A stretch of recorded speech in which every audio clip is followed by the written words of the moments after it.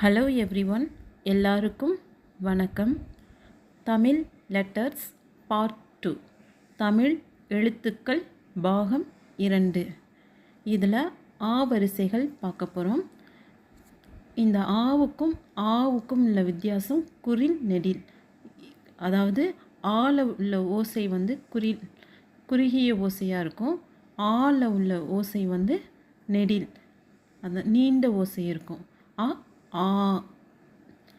இதில் என்னென்ன எழுத்துக்கள் வரும்னா கா, ஞா, சா, ஞா, டா, நா, தா, நா, பா, மா, யா, ரா, லா, வா, ழா, லா, ரா, நா. இதில் மெய்யெழுத்துக்கள் 18ம் ஆவுடன் சேர்ந்து இந்த எழுத்துக்கள் உருவாகும். இந்த எழுத்துக்களில் பார்த்திங்கன்னா எழுதும்போது அந்த ஆல வரிசையில் உள்ள எழுத்துக்கள் மாதிரியே எழுதணும். புள்ளியை எடுத்துட்டு பக்கத்தில் ஒரு துணைக்கால் போடணும்.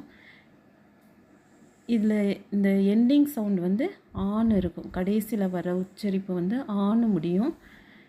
ஆ வரிசைக்கும் ஆ வரிசைக்கும் வித்தியாசம் கிடையாது. நீண்ட ஓசை இருக்கும், அவ்வளோதான் வித்தியாசம்.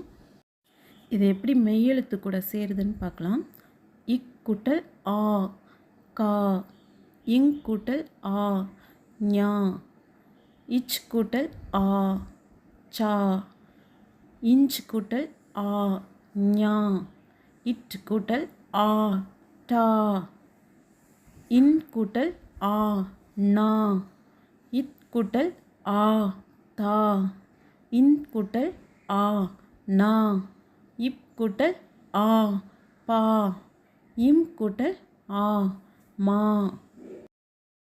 ஈ கூட்டல் ஆ யா, இர் கூட்டல் ஆ ரா, இல் கூட்டல் ஆ லா, இவ் கூட்டல் ஆ வா, இல் கூட்டல் ஆ லா, இல் கூட்டல் ஆ லா, இர் கூட்டல் ஆ ரா, இன் கூட்டல் ஆ நா.